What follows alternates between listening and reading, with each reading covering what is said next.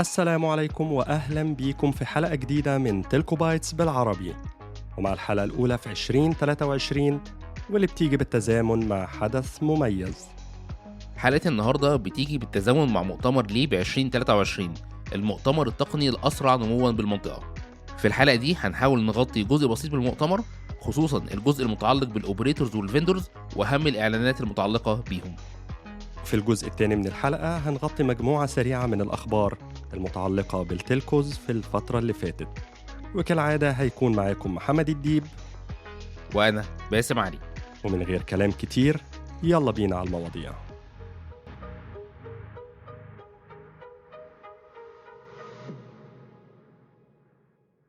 زي ما نوهنا في حلقة النهاردة، هي حلقة ليب 2023 بامتياز، المؤتمر التقني الأسرع نمواً في المنطقة، واللي شهد زيارة أكثر من 172 ألف زائر وحضور أكثر من 1000 مستثمر عالمي بيمثلوا صناديق ثروات أو ويلث فاندز وبرايفت إكويتي فاندز وفينجر كابيتال فيرمز، وكلها أنواع من شركات وصناديق الاستثمار.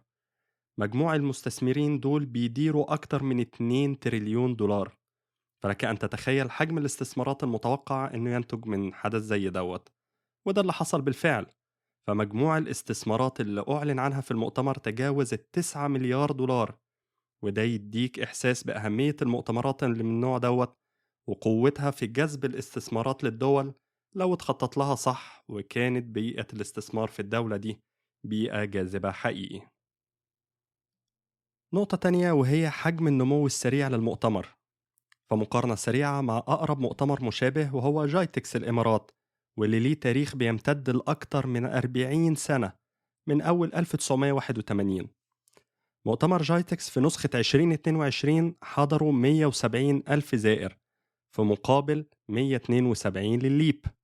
عدد الشركات المشاركة طبعا مازال في صالح جايتكس اللي استضافت أكثر من 5000 شركة في مقابل 700 شركة في الليب، ورقم دوت اللي احنا متأكدين طبعا ان هو هيتطور بسرعة، خصوصا مع نقل مؤتمر ليب لمكان أوسع في نسخة 2024 بإذن الله.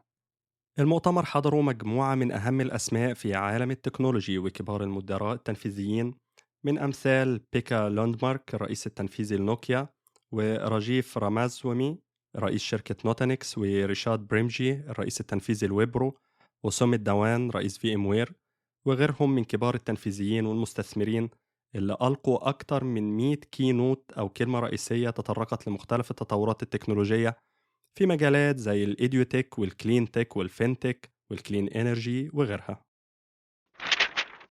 المؤتمر كان طبعا فرصة كبيرة لإطلاق مجموعة كبيرة من المشاريع ومذكرات التفاهم بين أكبر الشركات العالمية والمحلية والوزارات والهيئات شبه الحكومية.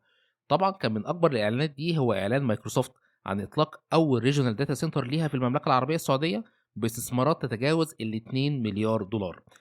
الملفت للانتباه بقى هو إن مايكروسوفت أعلنت عن نيتها إطلاق الريجن الجديدة لسببين رئيسيين.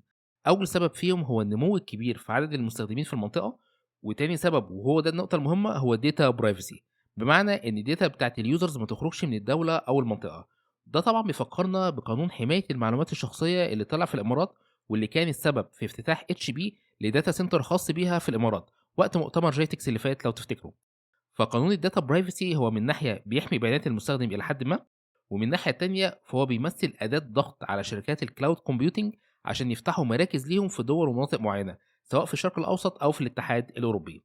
نقطة تانية برضو مهمة وهي إن الساس ابلكيشن زي نوشن أو سيلز فورس أو زوم بيتعمل لها هوستنج في الغالب على كلاود داتا سنتر زي أجور أو جوجل أو اي دبليو اس. لو الداتا سنترز دي بقى مش لوكال في الدولة اللي صاحب الابلكيشن عايز يبيع التطبيق بتاعته فيها، فدي بتبقى مشكلة كبيرة بالنسبة له، وهيضغط على الكلاود داتا سنتر إن هو يبقى كمان ليه لوكال ريجون. فدي كده نقدر نعتبرها ورقة ضغط غير مباشرة. ومن الإعلانات الضخمة برضه بجانب إعلان مايكروسوفت هو إعلان أوراكل عن استثمارات بما يوازي 1.5 مليار دولار أمريكي، والاستثمارات دي هتتوجه لبناء برضه داتا سنتر جديدة في مدينة الرياض، مع عمل اكسبانشنز للداتا سنتر اللي اوريدي موجودة في مدينة جدة.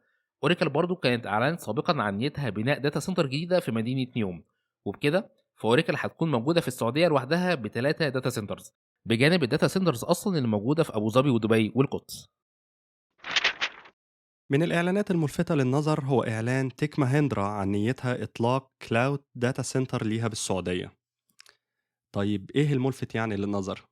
الملفت للنظر إننا نعرف تك ماهندرا كسوفت وير كومباني وسيستم انتجريتور، إنما أول مرة نسمع إن ليها في الكلاود داتا سنترز. ومع البحث والتنقيب البسيط تكتشف إن دي أول داتا سنتر ليها في العالم. وده اللي يجيبنا لمربط الفرس. السعودية مش عاوزة بس تجيب شركات ناجحة على الجاهز تفتتح فروع جديدة ليها، لا، من الواضح إن هي كمان عندها نية تشجيع شركات على دخول مجالات جديدة، وإن هي تدخل كشريك أساسي معاهم. وده ليه فوائد كتيرة، وإن كان من أهمها بنظري هو بناء الكفاءات المحلية.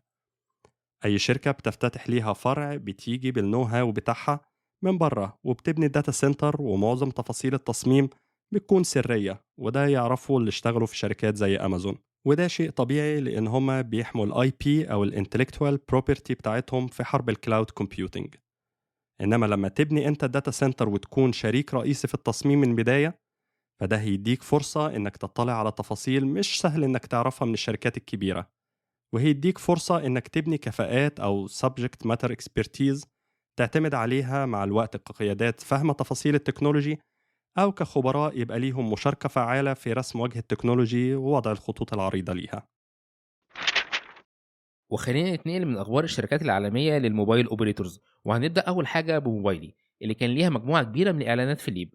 من ابرز الاعلانات دي هي شراكتها مع امازون اي دبليو اس عشان تكون الادفانسد بارتنر وتبني على اساسها كلاود سنتر اوف اكسلنس في السعوديه، اللي على اساسه موبايلي هيكون عندها تيم من الكفاءات اللي هتقدر تساعد بيه العملاء في الديجيتال ترانسفورميشن، وتوفر لهم خدمات الاي دبليو اس سواء كانت في الايدج كومبيوتنج او في البرايفت 5 جي او في الاي اي ماشين ليرنينج ابلكيشنز وغيرها. بالاضافه لكده موبايلي كان ليها برضو مجموعه تانية من الاعلانات مع سيسكو وريد هات وتيتا وشور باي ودي 11 جيمنج.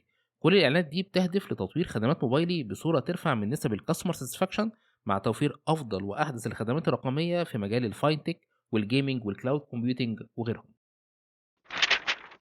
ومن موبايلي لزين، واللي كان ليها إعلانين مميزين.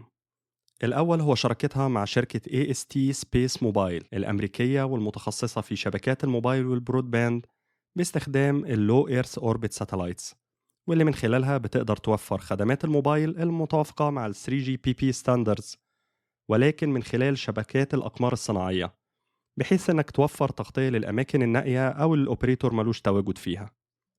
خدمات الساتلايت وموبايل بدأت تلقى اهتمام في السنوات الأخيرة، زي إعلان أبل عن خدمات ال SOS في الأماكن النائية عن طريق الساتلايت. واتكلمنا كمان عن خدمات Azure Orbital Cloud Access وشركة أومني سبيس اللي اتكلمنا عليها في الحلقة التاسعة الموسم اللي فات، لو حابب تعرف أكتر عن اللو أوربت كوميونيكيشن وتطبيقاته. ومع الخبر التاني وإعلان زين عن توسيع شراكتها مع شركة كوالكوم في مجال الأوران والأوران 5G Compliant Networks. زين من الشركات اللي ليها باع مع اختبارات الأوران، ومن الواضح إن هي ناوية تنفست فيه هيفلي، وده اللي واضح في الاتفاقية دي. فزين هتعتمد على كوالكوم لبناء شبكة الأوران من خلال مكونين رئيسيين. أولاً كوالكوم X100 5G RAN Accelerator Card، والأكسلريشن كارد زي ما اتكلمنا قبل كده بيستخدم عشان يعمل CPU offload للcomputationally extensive processes زي الديموديليشن والبيم فورمينج والاف اي سي او الفورورد ايرور كوريكشن وغيرها. والكارت دوت تقدر تستخدمه على اي اوف ذا شيلف سيرفر فتحوله لران كيبل سيرفر. المكون الثاني وهو كوالكوم كيو ار يو 105 جي ران، وده ران بلاتفورم متكامله بتحتوي على 5G مودم RF سيستم بيسبورت الماسيف مايمو بكونفيجريشن up to 6040 64R. ولما نقول 6040 64R معناها ان في 64 ترانسميشن انتنا و64 ريسيفنج انتنا.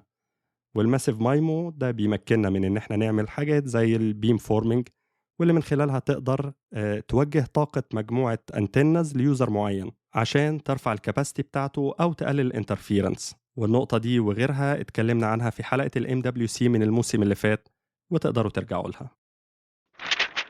ليب 2023 كان ايفنت كبير ومليء بالتفاهمات والإعلانات عن شراكات ضخمة ما بين مختلف المؤسسات، سواء كانت المؤسسات دي فيندورز أو أوبريتورز أو هيئات حكومية وغيرها. احنا هنا بنتكلم عن معاملات بتتجاوز قيمتها ال9 مليار دولار، وبإذن الله نشوف ايفنت أقوى وأكبر السنة الجاية، خصوصا مع نقل مكان الايفنت للوكيشن جديد عشان يقدر يستوعب عدد أكبر من المشاركين وعدد أكبر من الاستثمارات.